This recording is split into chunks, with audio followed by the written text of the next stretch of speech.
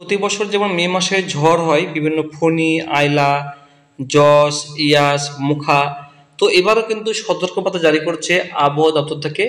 কোন কোন জেলায় ঝড় বৃষ্টি হবে তার লিস্ট জারি করেছে বন্ধুরা। আগামী আজকে তারিখে আজকে 8, 9, 10 এবং 11, 8, 9, 10 এবং 11 কোন কোন জেলায় বৃষ্টিপাত হবে, কত কিলোমিটার বেগে হবে সেটার লিস্ট কিন্তু জারি করেছে। আপনাকে আমি পাই টু পাই দেখিয়ে দেবো। তাছাড়াও পশ্চিমবঙ্গ সরকার সতর্কতা জারি করেছে যে আপনাকে কি করতে হবে কি করতে হবে না। প্রথমত দেখুন, আপনাকে 7 তারিখ চলে গেছে, আপনাকে আমি 8 তারিখ দেখাচ্ছি। 8ই মে অর্থাৎ আজকের। দেখুন এই চিহ্নগুলো লক্ষ্য, দেখুন চিহ্ন, এই যে বিদ্যুতের চিহ্নগুলো আছে, চিহ্ন দেখুন যেখানে যেখানে এটা রয়েছে সেখানে দেখুন বজ্র বিদ্যুৎ সহ বৃষ্টি হবে। যেমন দার্জিলিং, জলপাইগুড়ি, আলিপুরদুয়ার, কোচবিহার, দক্ষিণ দিনাজপুর, উত্তর দিনাজপুর, মালদহ, তারপরে চলে আসেন আপনার মুর্শিদাবাদ, বীরভূম।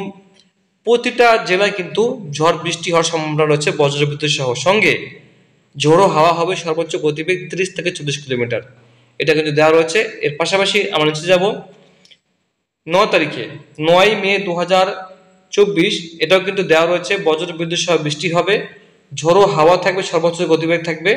এবং তৎসঙ্গে আপনার যে জেলাগুলিতে 40 থেকে 50 কিলোমিটার গতিবেগে ঝড় হবে সেটা হচ্ছে বর্ধমান, পশ্চিম বর্ধমান, উত্তর বীরভূম, মুর্শিদাবাদ, নদিয়া, উত্তর 24 পরগনা, কলকাতা, দক্ষিণ 24 পরগনা, পূর্ব মেদিনীপুর, ঝাড়গ্রাম, পশ্চিম মেদিনীপুর, পুরুলিয়া, বাঁকুড়া, পশ্চিম বর্ধমান, মুর্শিদাবাদ। আপনারা একটু দেখে নিন বন্ধু, জুম করে আমি আপনাকে দেখেছি এরকম বন্ধুরা। এবং তার গতিবেগ থাকবে 50 থেকে 60 কিলোমিটার গতিবেগ থাকবে, এটা মাথায় রাখবেন, ঠিক আছে। তাছাড়াও আরও রয়েছে, যেমন আপনাকে আমি দেখে দিচ্ছি এখানে দেখুন এই জায়গাটায় কালবৈশাখী ঝড়ের সম্ভাবনা কিন্তু রয়েছে 60 কিলোমিটার গতিতে,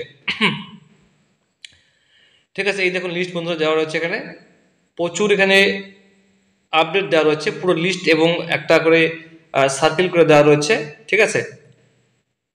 আচ্ছা, এরপরে 11 তারিখ আপনাকে দেখে দিচ্ছি আমি, এটাকে 10 তারিখে বলা হয়েছে। তখন 10 তারিখে কিন্তু জলপাইগুড়ি, কালিম্পং, দার্জিলিং, আলিপুরদুয়ার, কোচবিহারে কিন্তু ঝড় বৃষ্টির সম্ভাবনা রয়েছে। উত্তর দিনাজপুর, দক্ষিণ দিনাজপুর, মালদহতে কিন্তু বেশি হওয়ার সম্ভাবনা রয়েছে, যেমন 50 থেকে 60 কিলোমিটার বেগে ঝড় বৃষ্টি হবে এই জেলাগুলিতে 10 তারিখে কিন্তু কথা বলা হয়েছে।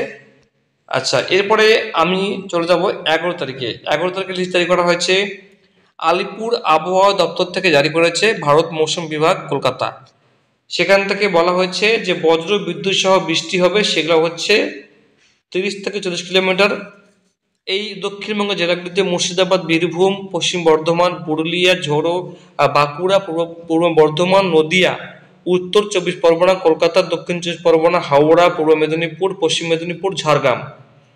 আর এদিকে যে গ্রিন দেওয়া রয়েছে এখানে কিন্তু হালকা ঝড় বৃষ্টি হতে পারে, তো বিশেষ কিছু এখানে সম্ভাবনা কিছু নেই, 11 তারিখে একটু কমে যাবে। তো সতর্কতা বাড়ি জারি করা হয়েছে বন্ধুরা, আপনাকে দেখে দিচ্ছি আমি। ঘূর্ণিঝড় দেখুন বন্ধুরা, সতর্কতা জারি করেছে পশ্চিমবঙ্গ সরকার। বৈদ্যুতিক লাইন, গ্যাস সরবরাহের মেন সুইচ অফ করুন, জ্বালানি দরজা বন্ধ রাখুন, খড়ের ঘর, কাঁচা বাড়ি বা ক্ষতিগ্রস্ত পাকা বাড়িতে থাকবেন না। সুরক্ষিত না হয় তাহলে আবার ঘূর্ণিঝড় আরম্ভ হওয়ার আগেই নিকটবর্তী কোনো জায়গায় আশ্রয় নেবেন। আপাতকালীন প্রয়োজনের জন্য অত্যাবশ্যকীয় সামগ্রী যেমন খাদ্য, ওষুধ, জল, পোশাক প্রস্তুত রাখবেন। আপনার বাড়িটিকে সুরক্ষিত রাখুন, কোনো ধারালো বস্তু খোলা অবস্থায় রাখবেন না। জরুরি নথিপত্র এবং মূল্যবান সামগ্রী জল থেকে বাঁচিয়ে রাখুন। নিরাপত্তার খাতিরে গৃহপালিত পানির বাঁধন খুলে দিন। মৎস্যজীবীরা সমুদ্রে যাবেন না, মৎস্যজীবীরা নদীতে মাছ ধরতেও যাবেন না। তো বন্ধুরা, এটা জারি করেছে পশ্চিমবঙ্গ সরকার।